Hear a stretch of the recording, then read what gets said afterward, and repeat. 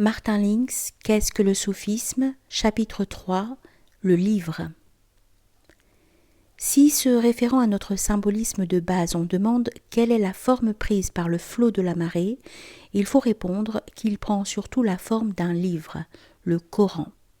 Les soufis parlent de « chercher à se noyer », istighraq, dans les versets du Coran qui, selon l'une des doctrines les plus fondamentales de l'islam, sont la parole incréée de Dieu. Ce qu'ils cherchent, c'est, pour employer un autre terme soufique, l'extinction, fana, du créé dans l'incréé, du temporel dans l'éternel, du fini dans l'infini.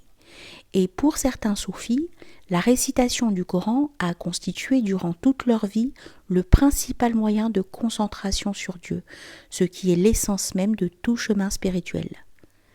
Il arrive que des soufis le récitent continuellement, par exemple en Inde et en Afrique occidentale, même s'ils savent très peu l'arabe. Et si l'on objecte à cela qu'une telle récitation ne saurait avoir sur l'âme qu'un effet fragmentaire, étant donné que l'intelligence des récitants ne peut y participer, on répondra que leur intelligence est pénétrée par la conscience de participer à la parole divine. Ils savent en outre que le Coran est un flux et un reflux, qu'il flue de Dieu vers eux et que ces versets sont des signes miraculeux qui les conduiront vers Dieu, et c'est précisément pour cela qu'ils le lisent.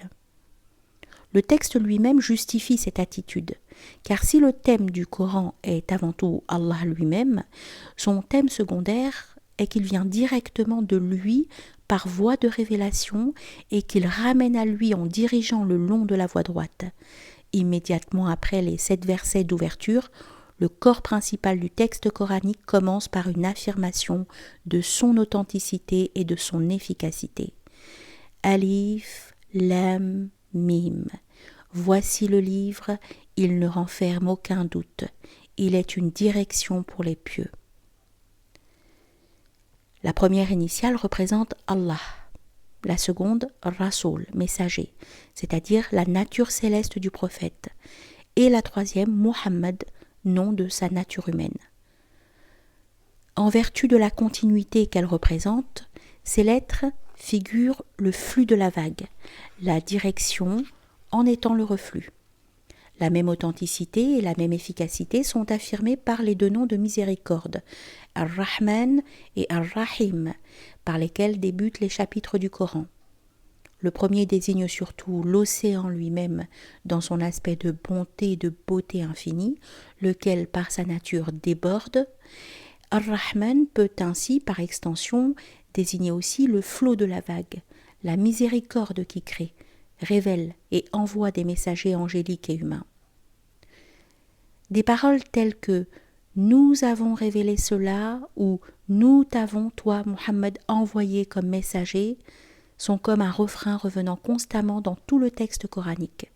Avec non moins d'insistance reviennent les versets affirmant l'attraction de l'infini, la miséricorde d'Ar-Rahman, d'Ar-Rahim, qui pousse l'homme à retourner à son origine, le rendant capable de transcender ses limitations humaines et terrestres. Versets tels que « En vérité, Dieu est le tout pardonneur, le tout miséricordieux » ou « Dieu convie ceux qu'il veut au séjour de la paix » ou « Auprès de lui est l'achèvement ultime » ou l'injonction « Répondez à l'appel de Dieu » ou encore la question « Toute chose ne retourne-t-elle pas à Dieu ?» Le Coran est imprégné de finalité. Et en particulier, en tant que dernière écriture du cycle, il est hanté par l'heure. Le terme soudain qui est pesant dans les cieux et sur la terre, dont la mention est un refrain qui complète celui de la création et de la révélation. La révélation islamique embrasse tous les aspects de la vie humaine, ne laissant absolument rien à César, et par la loi des actions et réactions concordantes, la plénitude de son flux dans ce monde produit ses effets dans l'étendue de son reflux et dans la profondeur avec laquelle celui-ci retourne au domaine de la vérité métaphysique. Certains passages atteignent un niveau qui transcende infiniment la dualité du créateur et du créé, du Seigneur et de l'esclave, ce qui n'est rien moins que le degré de l'essence divine elle-même. Le Coran est le livre de la communauté entière et toutefois, Il est en même temps et avant tout le livre d'une minorité, le livre des élus spirituels. Il présente ce double aspect selon des modes différents. D'abord, il abonde en versets ouverts, que tout croyant peut et doit s'appliquer à soi-même, mais dont on peut dire néanmoins qu'ils s'appliquent de façon prééminente aux soufis. Par exemple, la Fatiha, le chapitre d'ouverture, contient une supplication disant « Guide-nous dans le droit chemin ». Cela revient plusieurs fois dans la prière rituelle et constitue donc la supplication la plus fréquemment répétée dans l'islam.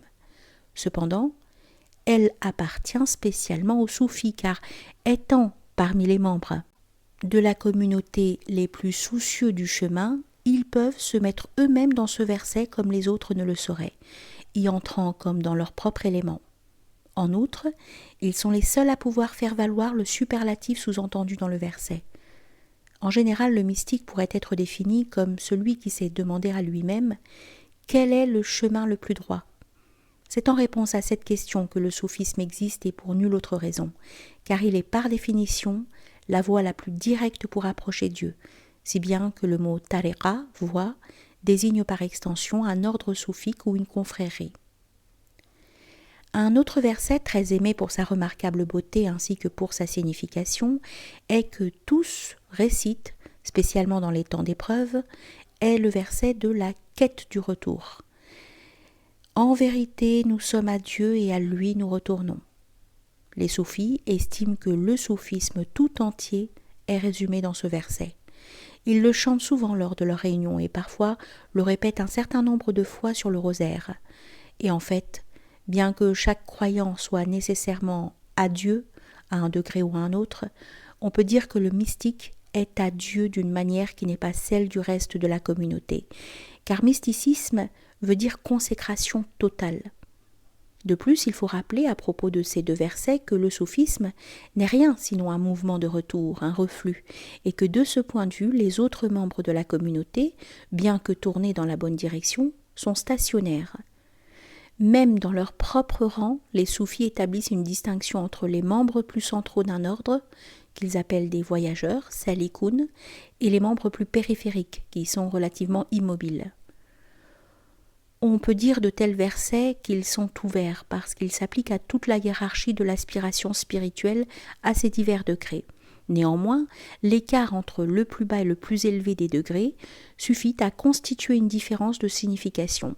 Et en fait, le prophète, alayhi salatu wassalam, a dit que chaque verset du Coran a un extérieur et un intérieur. Nous venons de voir deux exemples de signification intérieure. Pour ce qui est de l'extérieur des versets en question, le droit chemin exotérique est celui qui consiste à ne pas dévier de la loi de l'islam, alors que le mouvement de retour désigne, dans son sens le plus extérieur, le passage par une vie pieuse jusqu'à la mort. Les deux significations, l'extérieur et l'intérieur, concernent les soufis. Mais pour les membres de la majorité, indépendamment du fait qu'ils ne sont en général pas disposés mentalement à accepter plus d'une signification pour une seule expression verbale, il serait difficile de comprendre ce que les soufis entendent par voyage, suluk, c'est-à-dire l'approfondissement intérieur ou le reflux du soi fini en direction de son principe divin. Dans de nombreux versets, les sens extérieurs et intérieurs s'appliquent à des domaines très différents. Un jour, au retour d'une bataille contre les infidèles, le prophète, alayhi salatu wassalam, dit « Nous sommes revenus de la petite guerre sainte à la grande guerre sainte. » Ses compagnons demandèrent « Qu'est-ce que la grande guerre sainte ?»